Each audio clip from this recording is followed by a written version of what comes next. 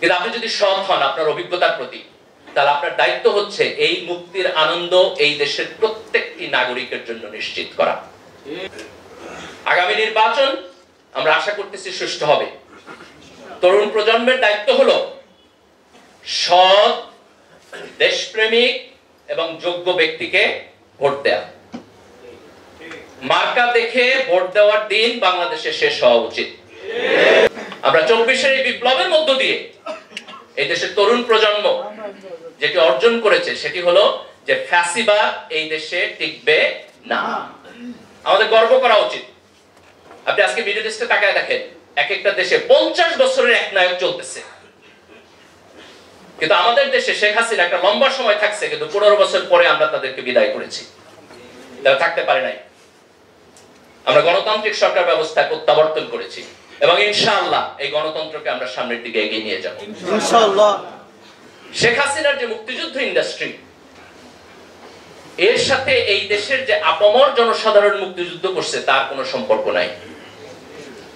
মুক্তিযুদ্ধের যে সত্যিকারের চেতনা তার কোনো সম্পর্ক নাই। মুক্তিযুদ্ধের চেতনা হলো আপনি সৎ থাকবেন, মুক্তিযুদ্ধের চেতনা হলো আপনি গণতন্ত্র মানবেন, মুক্তিযুদ্ধের চেতনা হলো আপনি সরকারে যাবেন কিন্তু ভোটে যদি হারেন ভদ্রলোকের মতো ক্ষমতা ছেড়ে দিবেন। মুক্তিযুদ্ধের চেতনা হলো আপনি আপনার সন্তানকে যখন বিশ্ববিদ্যালয়ে পাঠাবেন সেখানে নোংরা ছাত্র রাজনীতি থাকবে না, সিট পলিটিক্স থাকবে না, একজনকে আপনি শারীরিকভাবে নির্যাতন করতে পারবেন না, একজন ছাত্রকে আপনি বুলিং করতে পারবেন না। মুক্তিযুদ্ধের চেতনা হলো আমার সন্তান এই রকম এডুকেশন সিস্টেম পাবে যেন সে বিশ্বের গ্লোবাল মার্কেটে গিয়ে কম্পিটিশন করতে পারে।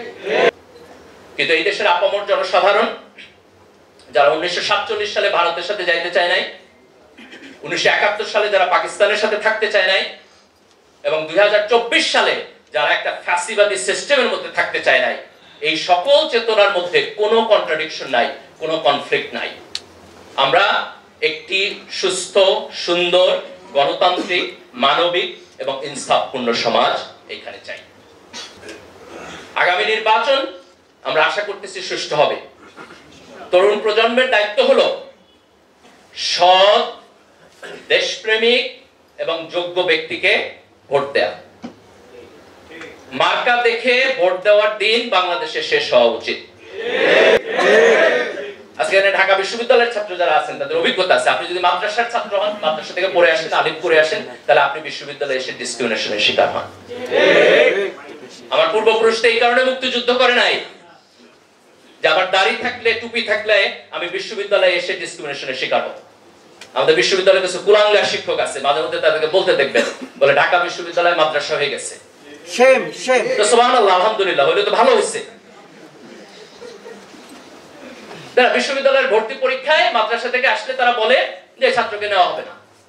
কি হয়েছে? সে মাদ্রাসায় পড়ে আসে নাই, হয় ইংরেজি ভালো পড়ে না ইত্যাদি। আরে ভাই, তুমি তো ভর্তি পরীক্ষা নিতেছো, সে যদি ইনকম্পিটেন্ট হয় তাহলে তোমার ভর্তি পরীক্ষাই ফেল করবে। সে যদি ভর্তি পরীক্ষায় পাশ করেই আসে তাহলে তার যোগ্যতা নিয়ে তো তোমার প্রশ্ন করার কোনো প্রয়োজন নাই। আমরা এমন একটা বিশ্ববিদ্যালয় চাই যেখানে বাঙালি মুসলমান কৃষকের সন্তানরা ডিসক্রিমিনেশনের শিকার হবে না। আমরা মনে করি ঢাকা বিশ্ববিদ্যালয়ের যে সমস্ত সাবজেক্ট ইভেন কওমি মাদ্রাসার সিলেবাসের সাথে মিলে তাদেরকে বিশ্ববিদ্যালয়ে ভর্তির সুযোগ দেওয়া উচিত। আপনি তার সিলেবাস দেখেন, একটা এক্সপার্ট কমিটি সেটাকে ইভালুয়েট করুক এবং তারা যদি মনে করে তার যথেষ্ট প্রি রিকোয়ারমেন্ট আছে তাহলে সেখানে সে ভর্তি হবে। বহু বিশ্ববিদ্যালয় আছে, আপনার যদি প্রি রিকোয়ারমেন্টে ঘাটতি থাকে তাহলে সে সাজেস্ট করবে আপনার 2টা কোর্স বেশি নিতে হবে, আপনার 4টা কোর্স বেশি নিতে হবে।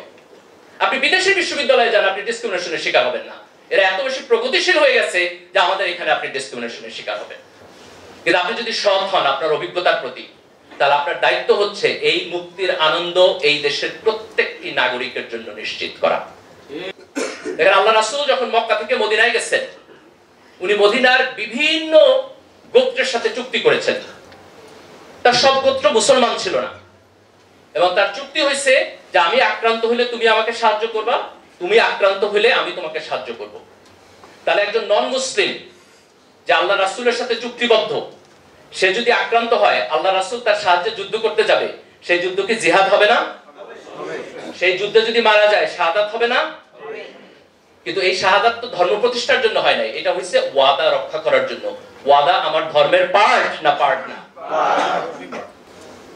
আজকে আমি ঢাকা বিশ্ববিদ্যালয় শিবিরকে খুব স্পেসিফিকলি ধন্যবাদ দিতে চাই।